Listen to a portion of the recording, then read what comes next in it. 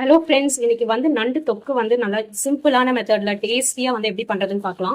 இது வந்து ரைஸ்க்கு, அப்புறம் வந்து நீங்க இட்லி, தோசை, பழைய கஞ்சிக்கு இதுக்கெல்லாம் வச்சு சாப்பிட்டீங்கன்னா ரொம்ப டேஸ்டா இருக்கும். ஸோ நண்டு லவர்ஸ்க்கு வந்து இது வந்து ஒரு நல்ல ரெசிபி அண்ட் ரொம்ப சிம்பிளாக பிகினர்ஸ் கூட செஞ்சிடலாம் அந்த ரெசிபியை. இது ரொம்ப இன்கிரீடியன்ஸும் தேவைப்படாது. ஸோ இது எப்படி பண்றதுன்னு பார்த்துக்கலாம் வாங்க.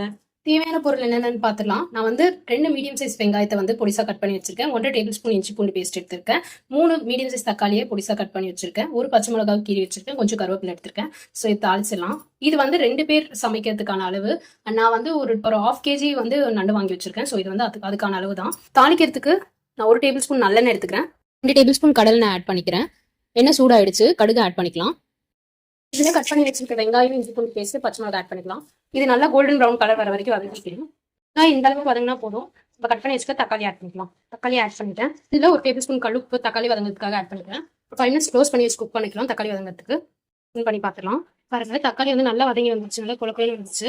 ஸோ இதில் வந்து நல்லா வெங்காயம் தக்காளி வதங்கினா தான் இந்த நண்டு தொக்கு வந்து நல்லா டேஸ்ட்டாக இருக்கும். ஸோ இதில் வந்து நான் வந்து 1 டேபிள் ஸ்பூன் கார மிளகாத்தூள் எடுத்திருக்கேன். ஒரு 1/2 டேபிள் ஸ்பூன் மல்லித்தூள் எடுத்திருக்கேன். 1/4 டேபிள் ஸ்பூன் சீரகத்தூள் எடுத்திருக்கேன். 1/4 டேபிள் ஸ்பூன் மஞ்சத்தூள் எடுத்திருக்கேன். இது எல்லாத்தையும் ஆட் பண்ணிக்கலாம்.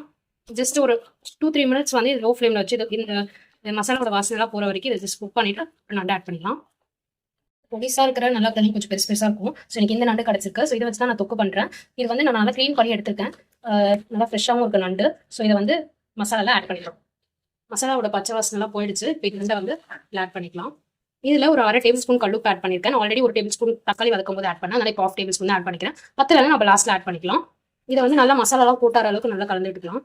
பாருங்க, நல்லா மசாலாலாம் போட்டார அளவுக்கு கலந்து விட்டுக்கிட்டேன். இது ஒரு 10 மினிட்ஸ் வந்து லோ ஃப்ளேமில் வச்சு குக் பண்ணலாம். அந்த நண்டெல்லாம் ஆரஞ்சு கலரில் வர வரைக்கும்.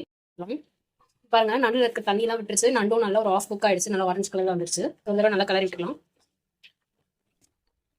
இதில் 1 டேபிள் ஸ்பூன் குழம்பு மிளகாத்தூள் ஆட் பண்ணிக்கலாம். நான் வந்து 1 டேபிள் ஸ்பூன் தான் ஆட் பண்ணியிருக்கேன். உங்களுக்கு வேணும்னா நீங்கள் வந்து 1 டேபிள் ஸ்பூன் கூட காரத்துக்கு ஏற்ற மாதிரி ஆட் பண்ணிக்கோங்க. ஒரு 1/2 கிளாஸ் தண்ணி வந்து ஊற்றிக்கலாம் நண்டு குக் ஆகிறதுக்காக. இது கொஞ்சம் பெரிய நண்டு, பெரிய காலெல்லாம் கொஞ்சம் பெருசாக இருக்கிறதுனால உள்ள வந்து மசாலாலாம் இறங்கி குக் ஆகணும். உள்ள இருக்கிற ஃப்ரெஷ்லாம், அதனால கொஞ்சம் தண்ணி ஆட் பண்ணியிருக்கேன். ஸோ இந்த தண்ணிலாம் நல்லா வத்தி வரட்டும். இந்த பச்சை வாசனைலாம் போகிற வரைக்கும் இதை ஒரு லோ ஃப்ளேமில் வச்சு ஒரு 10 to 15 மினிட்ஸ் குக் பண்ணிக்கோங்க. பாருங்க, 10 மினிட்ஸ் ஆயிடுச்சு. நல்லா நண்டில் அந்த தண்ணிலாம் விட்டுருச்சு. இந்த ஸ்டேஜில் வந்து 1 டேபிள் ஸ்பூன் வந்து பெப்பரை வந்து மேலே விட்டுக்கோங்க. இதை நல்லா கலந்து விட்டுக்கலாம். இந்த ஸ்டேஜில் நீங்கள் உப்பு இருக்கான்னு பார்த்து ஆட் பண்ணிக்கோங்க. இன்னொரு 5 மினிட்ஸ் வந்து நல்லா குக் ஆகட்டும்.